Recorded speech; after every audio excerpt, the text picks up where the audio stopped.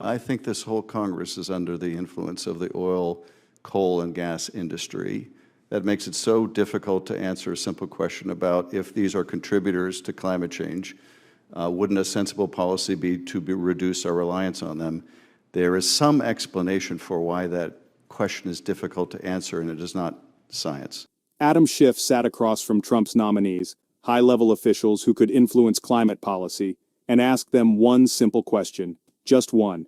And what happened next? Silence, hesitation, deflection.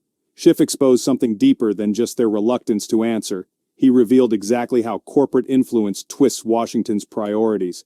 Let's break this down. And hey, before we dive in, if you love seeing politicians held accountable, make sure to hit that subscribe button and turn on notifications. Let's keep the pressure on. Thank you, Madam Chair. Mr. Szabo, is climate change real? Thank you, Senator. Yes, the climate is changing. Mr. Fatumi, the same question, climate change real? Yes, Senator. Mr. Szabo, would you agree that human activities contribute to climate change? Senator, I believe there are many things that can create the climate to change themselves. And that would include human activities, would it not? In the aggregate, there's a potential impact from human activities on the climate. And you would agree, Mr. Fatumi, that human activity contributes to changes in the climate? Yes, Senator. And some of those human activities include burning coal, oil, and gas, Mr. Szabo? I believe there are many activities that can release greenhouse gases into the atmosphere in general. Well, I'm asking you in particular, burning coal, burning oil, burning gas contributes to climate change, does it not? Those activities do release greenhouse gases into the atmosphere. Mr. Fatumi, you would agree that burning coal, oil, and gas contributes to climate change? Senator, emission of greenhouse gases into the atmosphere has plays a role and does contribute to the changing climate. And in particular, burning coal, oil, and gas contributes to climate change? Senator, those activities, depending on how they're undertaken, can result in the emission of greenhouse gases, yes, including methane.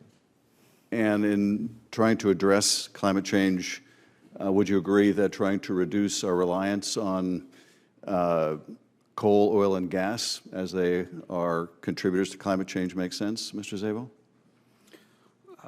I believe that it's important that we adapt to any changes, including those with respect to the climate, and I believe that the American people can adapt to those changes.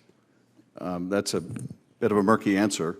If coal, oil, and gas are contributing to climate change, would you agree that one strategy to address climate change would be to reduce our reliance on coal, oil, and gas?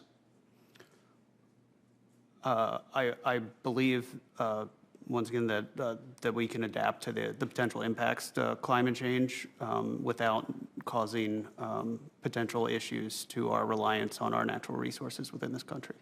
I'm not sure I understand that answer. If coal, oil, and gas are contributing to climate change, would it make sense as part of our strategy to address climate change to reduce our reliance on coal, oil, and gas? Yes or no? Senator, I think it's important to take with respect to the potential impacts from those sources of emissions with respect to the global nature of any with climate change and consider that with respect to any policy positions moving forward. I'm still having trouble understanding your answer. Should we reduce the consumption, the burning of coal, oil, and gas as part of a strategy to mitigate climate change? Yes or no? Senator, I believe that it's important that we follow the law with respect to any actions we take. If Congress wishes for us to take a different action on climate change, I would leave that into the decision of those in Congress about what policies the United States would take with respect to that. But as a potential top official in the EPA, you would agree, would you not, that if coal, oil, and gas contribute to climate change, and climate change is resulting in horrendous fires like we had in Los Angeles and stronger hurricanes and more flooding, that one part of a sensible approach to dealing with climate change would be to reduce our reliance on fossil fuels that are contributing to that crisis. Wouldn't you agree with that? Senator, I'd say the wildfires in California were very tragic. There were many reasons as to what the result of those, why those wildfires occurred in and of themselves. Mr. Zaba, do you think the oil industry has a disproportionate impact on our ability, willingness to speak plainly about climate change? You seem to be having difficulty. Does the oil industry exert too great an influence on our policy dealing with climate change such that you can't answer that question?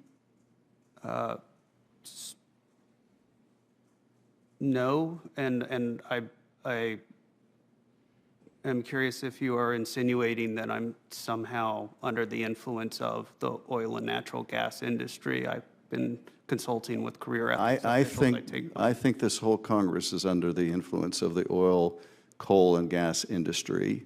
That makes it so difficult to answer a simple question about if these are contributors to climate change. Wouldn't a sensible policy be to reduce our reliance on them? There is some explanation for why that question is difficult to answer, and it is not science. When the truth is inconvenient to the industries that fund your careers, it suddenly becomes difficult to acknowledge. That's not science, that's politics, and the American people deserve better. The nominees sat there looking like they'd rather be anywhere else. And that's exactly the problem. The people shaping policy should be fighting for the truth, not hiding from it.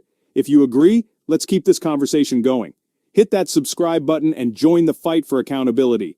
Let's hold these officials' feet to the fire. Because if we don't, nobody else will. Subscribe now and stay informed.